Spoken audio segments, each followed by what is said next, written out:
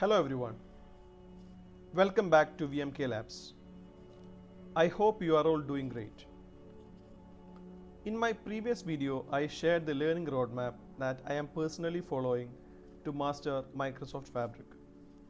If you haven't watched that video yet, I would highly recommend checking it out after this one because it explains the order in which I am learning the different Fabric concepts. Now, according to that roadmap, the very first concept I wanted to understand was OneLake. But before I started learning it, I had a lot of questions. What exactly is OneLake? Is it just another database? Is it a lakehouse? Is it similar to OneDrive? Or is it something completely different? And perhaps the biggest question of all, why is Microsoft calling OneLake the foundation of Microsoft Fabric? If you are new to Microsoft Fabric, chances are you have had exactly the same questions. So in today's video, we are going to answer all of them. We will understand what OneLake actually is, why Microsoft created it, what problems it solves, how it works, where it is used, and finally, why it is considered one of the most important concepts in Microsoft Fabric. Don't worry if you are completely new to Fabric. I am going to explain everything using simple language and practical examples. So let's get started.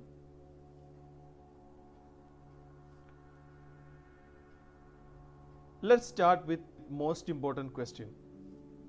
What is OneLake? If I had to explain OneLake in just one sentence, I would say this. OneLake is the central storage layer of Microsoft Fabric. That's it. Everything else becomes much easier to understand once you remember this one sentence.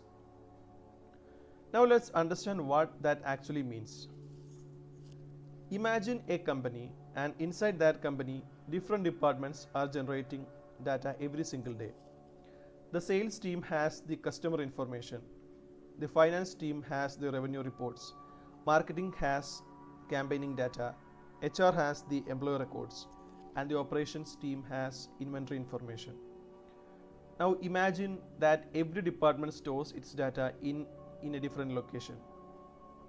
The sales stores everything in SQL Server. The finance team stores as Excel files. The marketing team stores as the CSV files.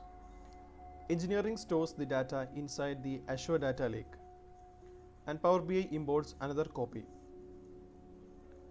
Suddenly, the same company has different data scattered across multiple systems. Managing this becomes extremely difficult, and that is exactly the problem Microsoft wanted to solve. Instead of having multiple storage locations, Microsoft introduced OneLake.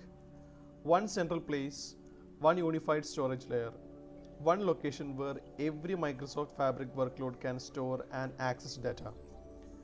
Now, technically speaking, Microsoft described OneLake as a logical data lake built on Azure Data Lake Storage Gen 2 using the Delta Parquet format. Now, don't worry if these terms sounds complicated. At this stage, you don't need to understand ADLS Gen 2 and you don't need to understand the Delta Parquet either. We will cover those topics separately in future videos. For now, just remember this simple idea. OneLake is the single place where all your organization's analytical data lives. Everything inside Microsoft Fabric is built around this idea. That's why Microsoft considers OneLake to be the foundation of the entire platform. Now that naturally leads us to another question. If OneLake is so important, why did Microsoft build it in the first place? Let us understand that. So, to understand why Microsoft created OneLake, we first need to understand how organizations manage their data before Microsoft Fabric. Let us take a very simple example. Imagine a company with 4 departments. The sales team stores the customer information in SQL Server. The finance team maintains Excel files. The marketing team exports the campaign reports into the CSV files. The data engineering team stores the data in Azure Data Lake. At first, everything looks fine. Every team has its own storage and every team is happy. But as the company grows, the problems begins to appear. The same customer information exists in multiple places. When one department updates its data, another department forgets to update theirs. Now different teams are working with different versions of the same information. Now the reports no longer match and people start asking which report is actually correct. The storage costs also increase because the same dataset is copied again and again into different systems.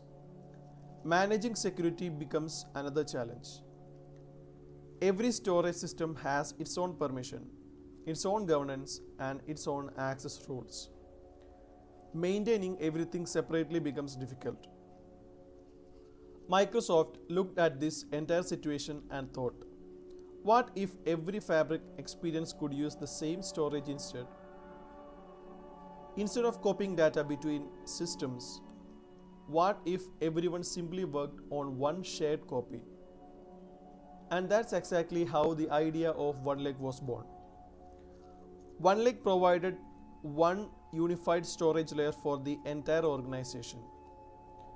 Instead of connecting many different storage systems together, Microsoft built one storage platform that everything inside Fabric can use. And that's why I really like this sentence on the slide. OneLake is not just another product added to Microsoft Fabric. It is actually the architectural heart of Microsoft Fabric. Everything else, the Lakehouse, warehouse, Power BI, data engineering, data science, all of them are built on top of OneLake. And once you understand this system, the rest of Microsoft Fabric becomes much easier to understand.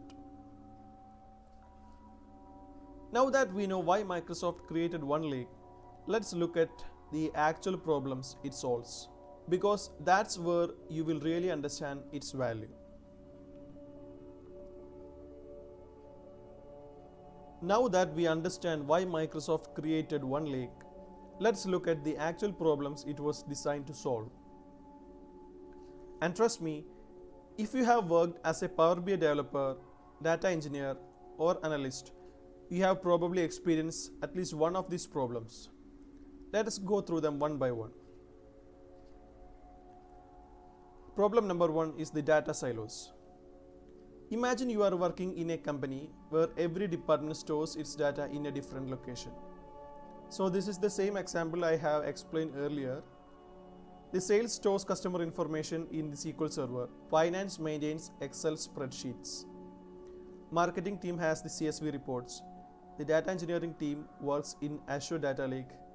Each department has the data it needs, but nobody has the complete picture. Whenever someone wants to build a report, they first need to find out where the data is actually stored. Then they need permission to access it. Then they need to combine all these different datasets. It's a slow and frustrating process. And this situation is called the data silo. OneLake solves this by giving everyone one common storage layer. Instead of asking where is the data, everyone already knows the answer. It is in the OneLake. The problem number two is the data duplication. Now let's look at something even more common.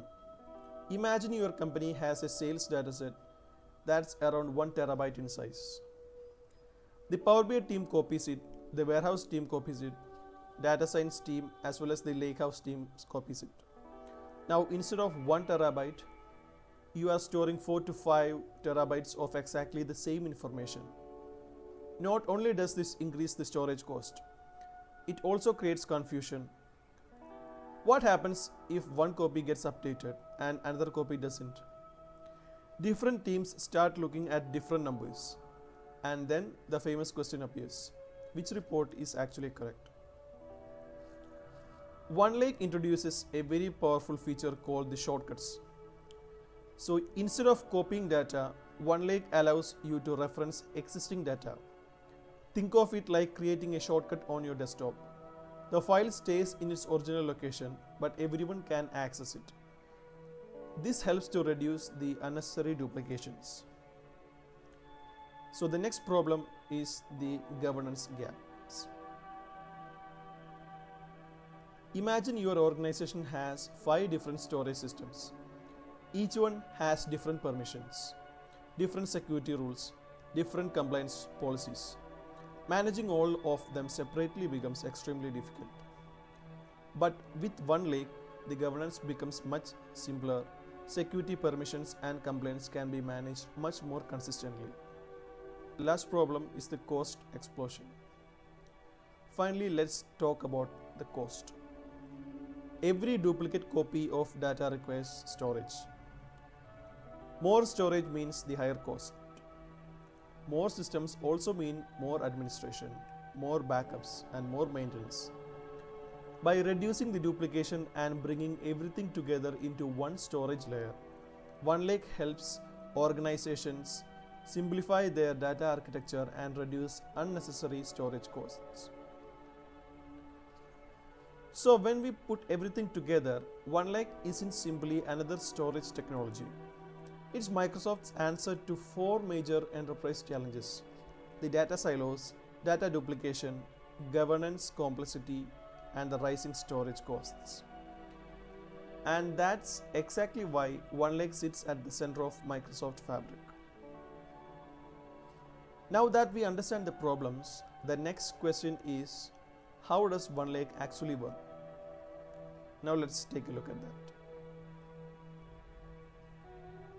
Now that we understand what OneLake is, let us take a quick look at how it actually works behind the scenes. Let us start from the center. The innermost layer represents the OneLake storage. This is where all the data is physically stored. Microsoft stores this data using the Delta Parquet on top of Azure Data Lake Storage Gen 2. Now, if you are hearing terms like the Delta Parquet or the ADLS Gen 2 for the first time, please don't worry. You don't need to master them today. Just remember that these technologies provide a reliable, scalable, and high-performance foundation for storing data. Now let us move one layer outward. Around OneLake, we have the different Microsoft Fabric workloads. These include the services like the Lakehouse, Warehouse, Data Factory, and Synapse. These services don't maintain their own separate storage. Instead, they all work directly with the same data stored in OneLake. That's one of the biggest architectural differences in Microsoft Fabric. Everyone is sharing the same trusted data instead of creating multiple copies. Finally, let's look at the outer layer. This represents the consumption layer. These are the tools that users interact with every day. For example, the Power BI reports, SQL queries, or notebooks used by data engineers and the data scientists. These tools simply read from or write to the same data stored in OneLake. So if we look at the complete picture, everything starts with OneLake at the center. Around it are the different Fabric experiences that manage and process the data. And finally, on the outside are the tools that consume that data to generate the reports, dashboards, analytics, and machine learning models. This unified architecture is one of the biggest reasons Microsoft Fabric is simpler than maintaining separate storage systems for every workload. Now that we understand the architecture, let us see where OneLake is actually used across Microsoft Fabric. So, at this point, you might be wondering, I understand OneLake, but where exactly it is used? So the answer is almost everywhere. Let us start with the data engineering. Data engineers use OneLake to store and process massive amount of data. Instead of moving data between different storage systems, everything happens on OneLake. Next comes the data science. Machine learning models need access to large datasets. And since the data already exists inside the OneLake, data scientists can directly use it for training and experimentation. Then comes the data warehousing. Fabric warehouses also use OneLake as their storage layer. This allows structured analytical data to live on the same foundation. And finally, Power BI. This is probably the part most of us care about. Power BI connects directly to OneLake using something called the direct lake mode. Power BI can directly query data stored in OneLake, and the result is faster reports, lower refresh times, and a much better user experience. And this is one of the biggest reasons why Microsoft Fabric performs so well. So whether you are a data engineer, a data scientist, a Power BI developer, or a data analyst, you are all working with the same trusted storage layer. And that's the beauty of OneLake. Now let us simplify everything using a real world example that you will probably remember long after this video ends. Now let's forget all the technical terminology for a moment. No ADLS, no Delta Parquet, no data engineering. Let's understand OneLake with a simple analogy. Imagine a large library, not a small one. A huge modern library. And this library represents OneLake. Now imagine every book inside this library represents a dataset. One book contains the sales data, another contains finance information, another contains the employee records, and another contains customer transactions. Now imagine every department in your company wants to read these books. Without OneLake, each department buys its own copy of every book. Sales will have one copy, finance, marketing, operations, all these have another copies. Soon, you have multiple copies of exactly the same book. One department updates its copy, another department forgets. Now people are reading different versions of the same informations. This happens in many organizations today. Now imagine something different. Instead of everyone owning separate books, there is just one library. Everyone walks into the same building, everyone reads the same book, nobody creates unnecessary copies. And if a book gets updated, everyone immediately sees the latest version. And that's exactly what OneLake does. It provides one trusted location for all organization data. Now let's take the analogy one step further. The library building is OneLake, the books are your datasets, and the librarian represents Microsoft Fabric's governance. The librarian decides who is allowed to read certain books, who can modify them, and who cannot access them at all. So instead of managing security separately for every department, everything is managed centrally, personally, and this analogy helped me understand OneLake much faster than reading technical documentation. And I hope it helps you too. Now let us look at the biggest advantages OneLake brings to Microsoft Fabric. So by now you have probably realized that OneLake is much more than just another storage platform. Let us quickly summarize the biggest benefits. The first benefit is the zero data movement. Normally, if your data is stored somewhere else, you often need to copy it into our analytics platform. With OneLake shortcuts, that's no longer necessary. You simply reference the existing data. Now, the second benefit is the unified governance. Instead of configuring permissions separately across multiple systems, everything becomes much more centralized. The third one is the open formats. Since OneLake stores the data in the Delta Parquet, your data isn't locked into a proprietary format. This makes your data much more flexible for future technologies. Next comes the native performance. If you are a Power BI developer, this is especially exciting.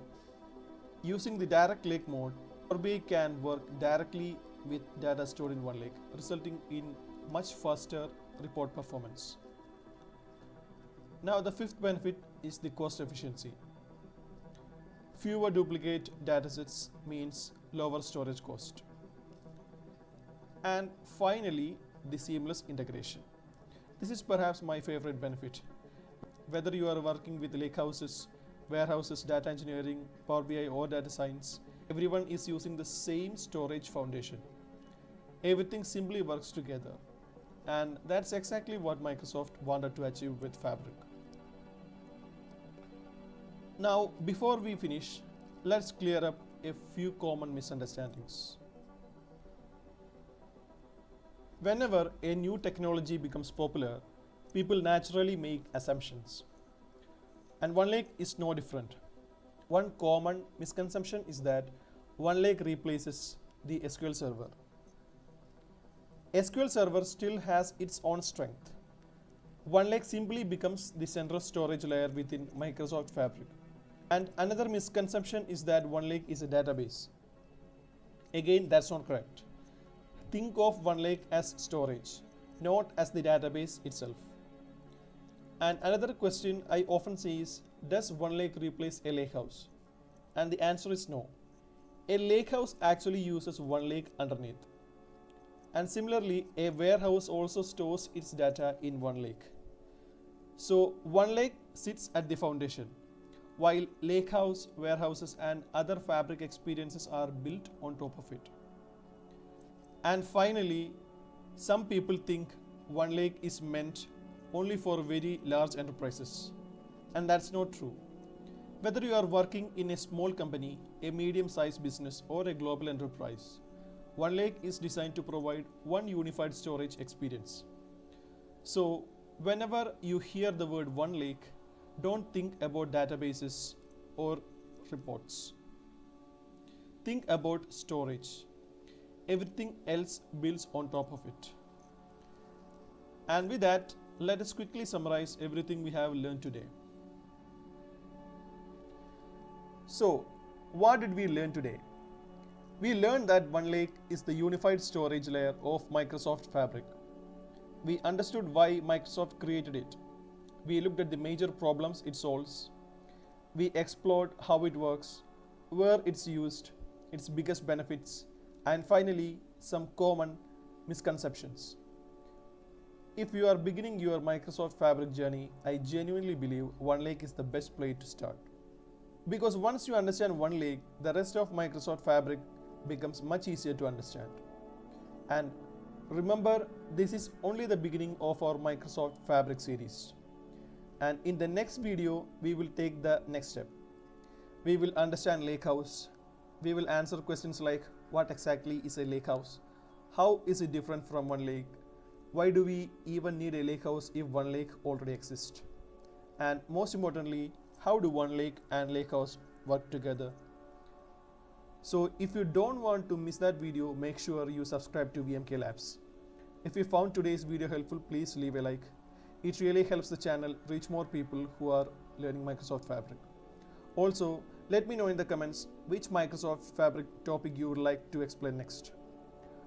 Thank you so much for spending your time with me today. And this is Rahul from VMK Labs. Keep learning, keep building, and I will see you in the next video. If you enjoyed this video, I would highly recommend watching the previous video where I shared my Microsoft Fabric learning roadmap. It explains the order in which I am learning Fabric and why I chose OneLake as the first topic. You can click on it right here, and don't forget to subscribe if you are enjoying this series. Thanks again for watching, and I will see you in the next video.